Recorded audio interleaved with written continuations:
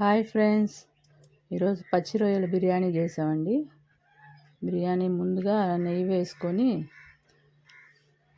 బిర్యానీ ఆకు, చెక్క, లవంగాలు వేసామండి. వేసి అవి బాగా వేగనిచ్చి దాంట్లో ఉల్లిపాయలు, పచ్చిమిరపకాయలు, అల్లం వెల్లుల్లి పేస్టు అన్నీ వేసుకొని బాగా వేగనిచ్చామండి. నెయ్యిలో వేగితే టేస్ట్ బాగుండిద్దని వేసాము.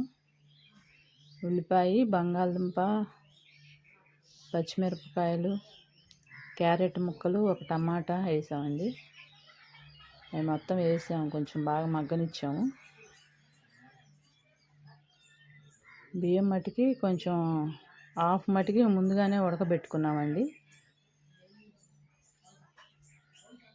సగం ఉడికినాక బాగా ఉడికిద్ది, కొద్దిగా సగం ఉడికితే బాగుండిద్దని ఉడికినాక దీంట్లో వేసుకొని మళ్ళీ ఉడకనిచ్చాను.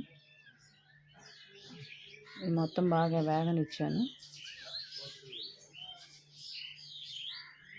టేస్ట్ అయితే బాగా వచ్చిందండి.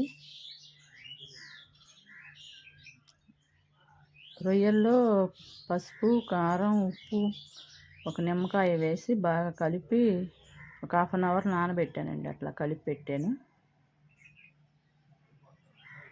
ఉప్పు, పసుపు, కారం, నిమ్మరసం మొత్తం ఇంక దీంట్లోనే కలిపేసాను, అంతా మసాలా అంతా.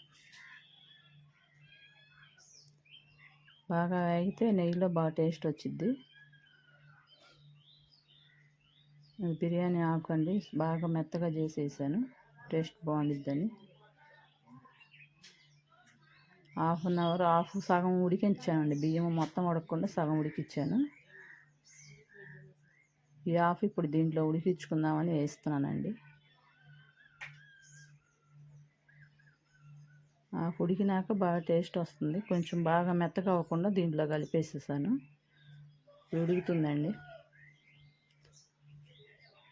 ఉప్పు, పసుపు, కారం అంతా దాంట్లోనే పట్టించాను కాబట్టి టేస్ట్ బాగుంటుంది. ఇంక దీంట్లో ఏం సాల్ట్ వేయలేదండి నేను.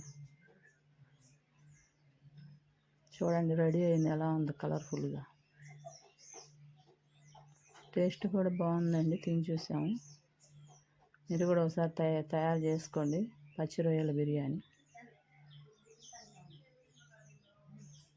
ఎలా ఉందో చూడండి. నచ్చితే కామెంట్ చేయండి, లైక్ చేయండి, షేర్ చేయండి.